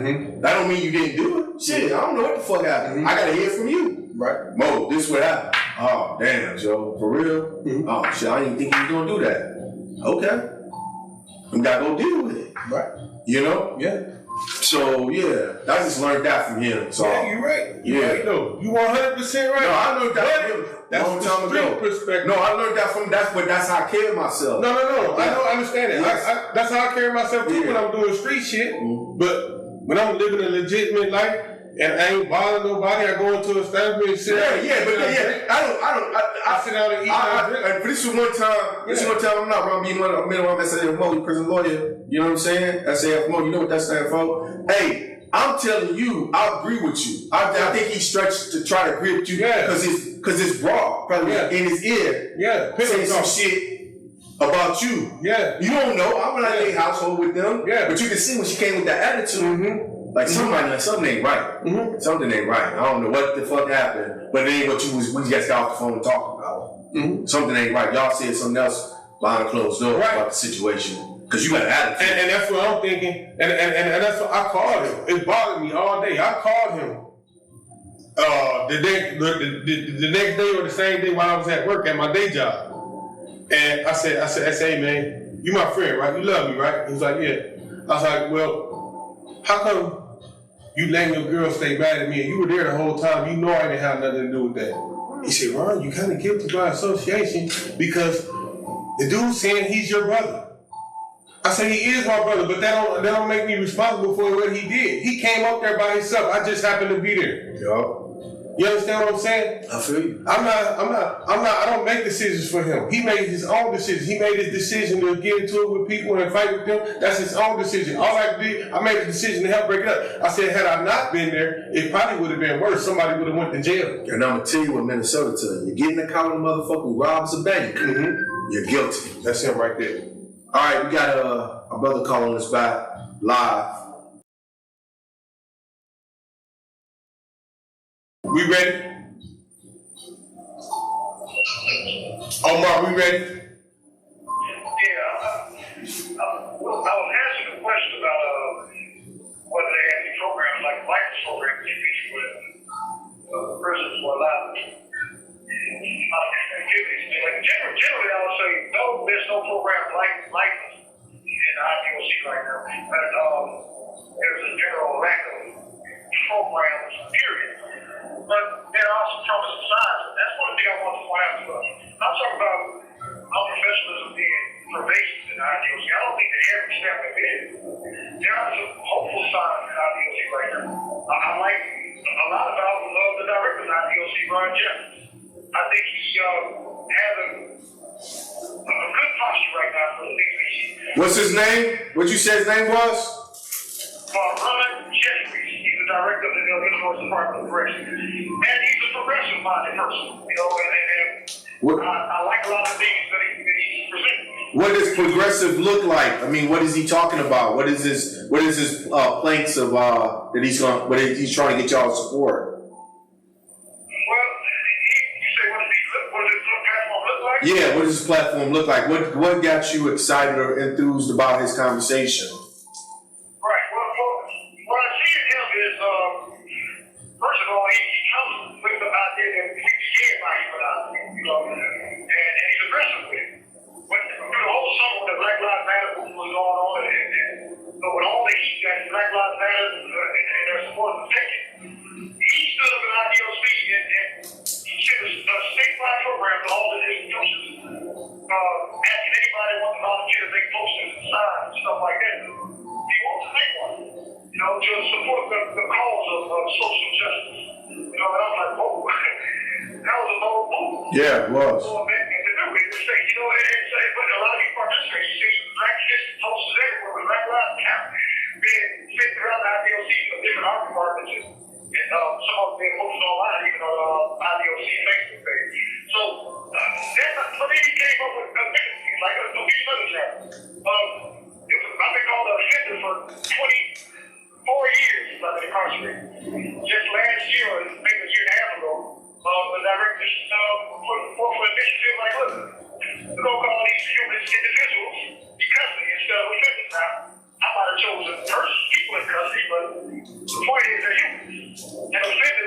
what they are perpetually because they have committed a crime. So he has the mind of a person who's trying to move us in the right direction. So that's what I say I like about him. That's what they do at the halfway house I work. That's what they do at the halfway house I work at. We can't call them inmates. We can't call them offenders. We call them residents. Yeah. How does it make you feel? How did it make you feel when they called you offender? I mean, believe me, it definitely makes you feel like you are less than. It makes you feel like you. It almost sounds like N-words to me sometimes. Like, I mean, not saying that's what the person intends to say, but it gets that same kind of offense to me. Right. Because it's never really said, or it's not always said in the most pleasant way. You know, usually when somebody uses that term about you, use it in a way too, okay? You know, or there was also the general term that was used to describe what's on paperwork and stuff like that. So you were reminded of the fact that you are considered offensive every time you raise anything about yourself. And I think when you keep telling the person he's an offender, don't be surprised if he believes that's weak. You know, because you know we tend to accept other people's opinions of us, and we hear it over and over again. We believe there's some truth to it. Yeah. Now, of course, a strongly fortified and minded person may not. It's an adult because you have to ask yourself, first man, and this how I'm always going to be considered or seen as an offender. Yeah, but it's not you think it's more tactical because they can choose to call you something else different, but it's a man who's been like a lot with the guys I was locked up with. I got offended when they called me offender because I felt like I was offended when the case was going on, but I haven't been offended for the last 8-9 years. In fact, I've been a law-abiding citizen. For you to utilize that term, it's got to be some constructive tactic you're using to make me feel less than you are. So they're trying to condition you. And that's exactly what it is. I mean, in fact, you can tell when a person said, not only offended, but inmate. I heard inmate, it really sounds like, wow, did you just use slur? Yeah. Those terms, I'm glad they got away with that. Now, believe me, now you want to talk about this. Here's where unprofessionalism comes in. And now you have these, now I'll tell you about, you got different types of unprofessional. I mentioned, you got the one who's unprofessional is incompetent, you got the lazy guy, you got the careless person, then you have this, what I call a stumbling block, or the obstacle like this. This is the person who's like, I'm just going to be in the way of that. You know, and I want to focus on that because when they came out, that initiative to call us individuals in custody, you hear a lot of the stumbling blocks walking around saying, I'm not going to call that. So they choose to call us, hey, you. I knew that was coming. Call you an individual. So it's a hostile pushback towards an open agenda that I think directly has to move us forward. It's bigger than that. It's bigger than that, and it's rooted. We just having a conversation about culture and about you're seeing them bringing these individuals in, but yet so they're getting pushback with something that's right. Pushback because you want to call a person who's not a dog, but when you've been told it's not a dog, you've been corrected. Instead of you saying, "Oh, I made a mistake," you want to say, "No, I want to continue to call that person a dog." You want to continue that culture.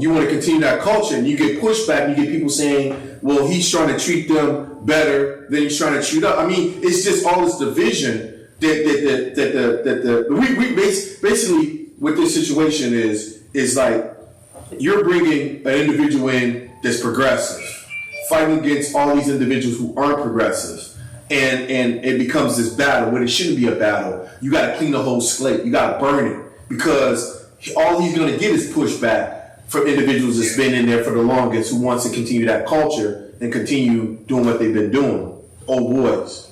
So good old boys. I mean, the progressive agenda is a push of itself. It's a push against the dominant culture, which is rightfully called a white supremacist culture. Right. And so there's going to be a pushback against that because white supremacy died hard. It has reigned for a long time. And the idea that all men are actually created equal, they should all be treated as human, it is novel for white supremacy. So when you're talking about institutions that house largely men of color again, and a director who's a man of color, and he's coming in and saying, look, we're going to humanize these people.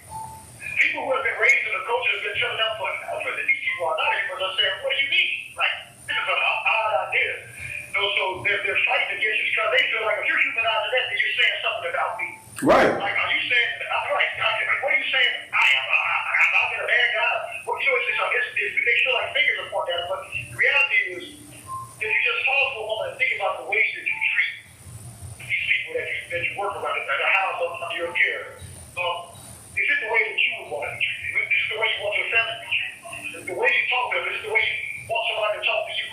So, if not, then you're not treating them in a humane way because you want to be treated humane.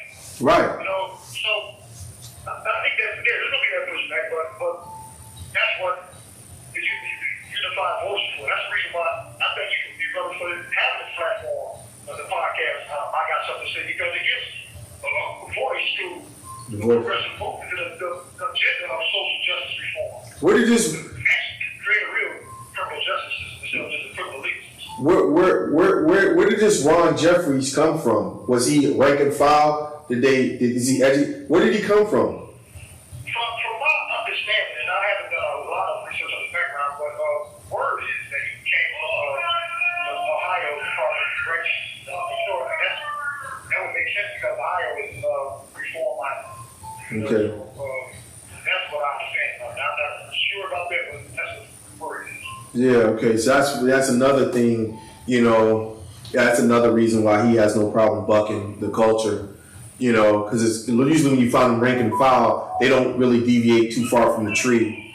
So yeah, that's why I just asked you. And you know, I guess in your interpretation of things, when you say criminal justice reform, when you say all these different terms, can you explain to me, like, how does criminal justice look from your position right now? What does it look to you? What does criminal justice mean? We call it criminal injustice, but you can tell me what it looks like to you.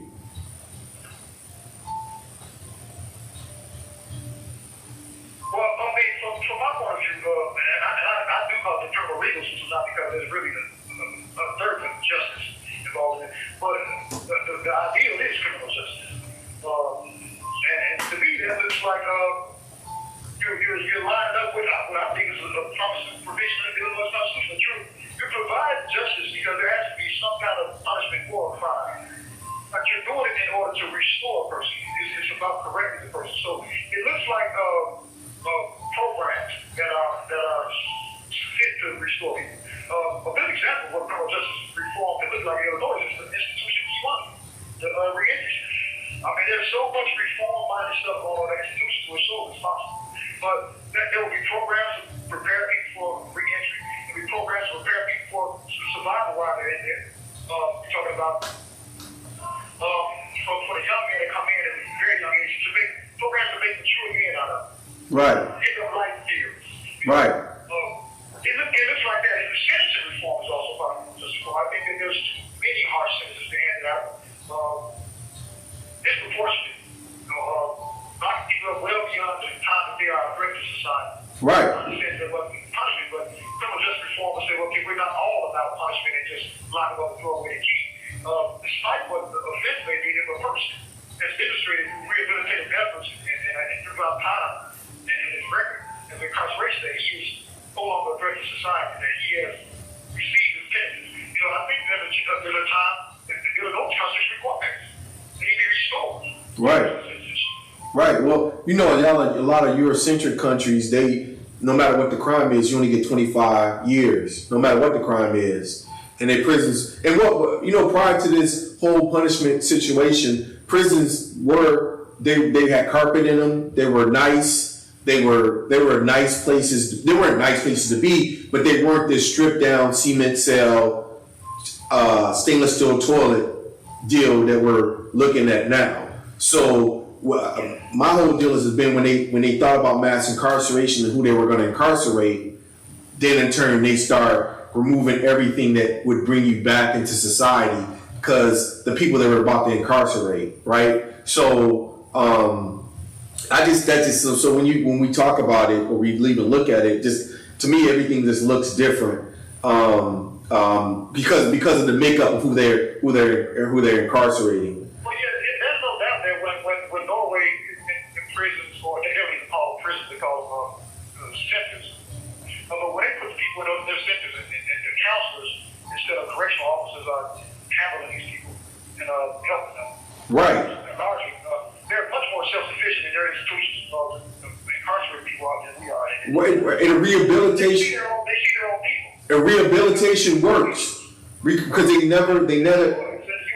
incarceral state incarcerates people. They don't see their own people because it's largely not the dominant class that's being incarcerated. Right, and that. But dehumanize a person that's not of your kind. Well, they we still look at it like that. what we've done with the reason we thought the platform was so important is because they've done a job of dehumanizing us through the mass media, and they keep this one-track mind of who's right and who's wrong. It's still cowboy Indians, the bad guy and the good guy. You know what I'm saying? And once you become this villain that they've created, this King Kong who's taking this white woman up this building, and you know what I'm saying, with this mass amount of strength and all this other stuff, it makes sense to incarcerate these individuals. So they've done a great job with this, dehumanizing even our children. So now they think our children are not reformable. You know what I'm saying? They can't come back to society.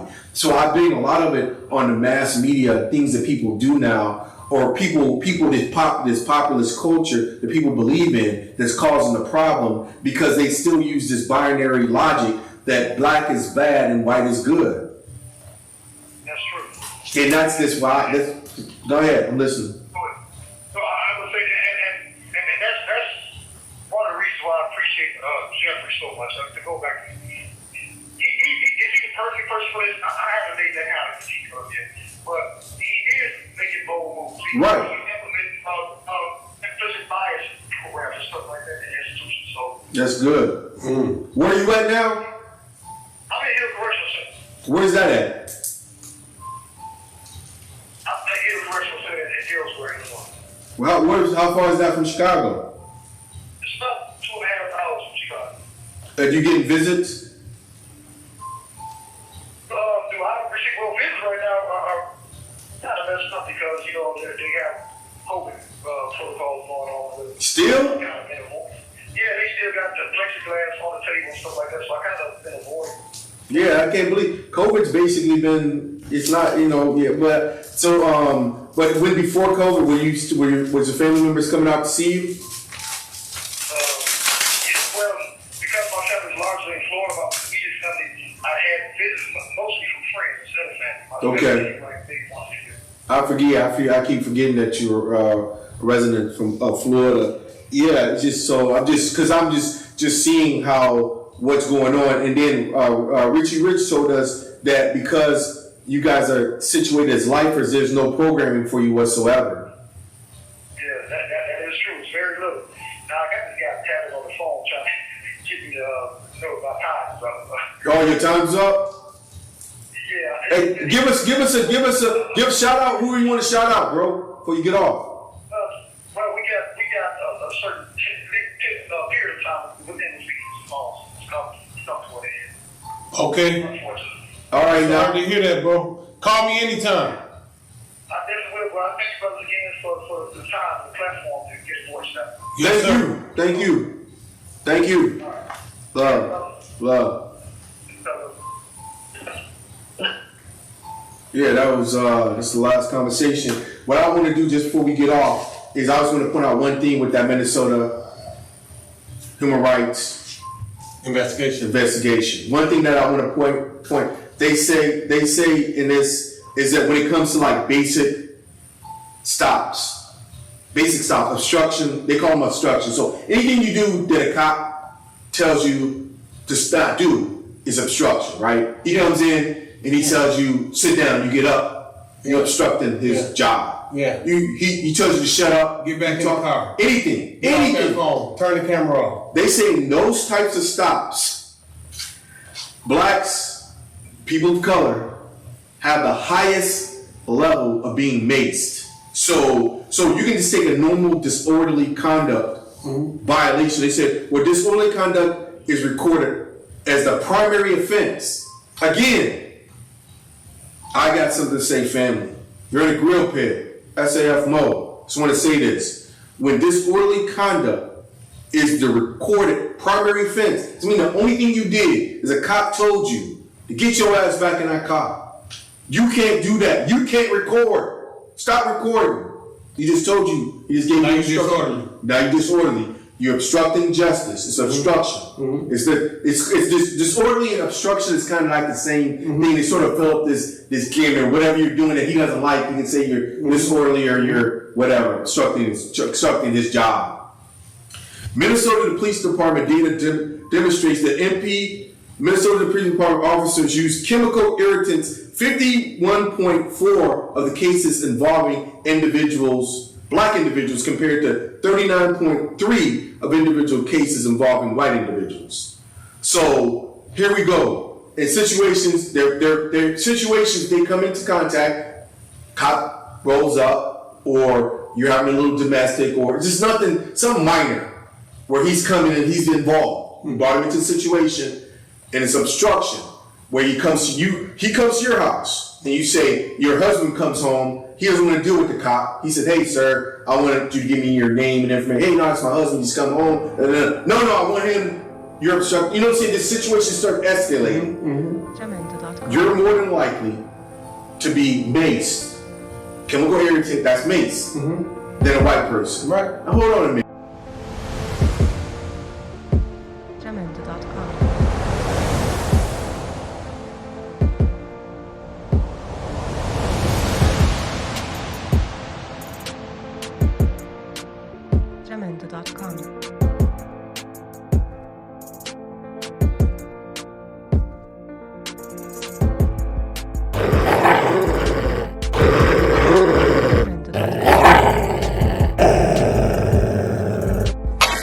You're in the grill pit, nigga. You're in the grill pit, nigga. You're in the grill pit, nigga. You're in the grill pit, nigga. You're in the grill pit, nigga. You're in the grill pit. You're in the grill pit, nigga.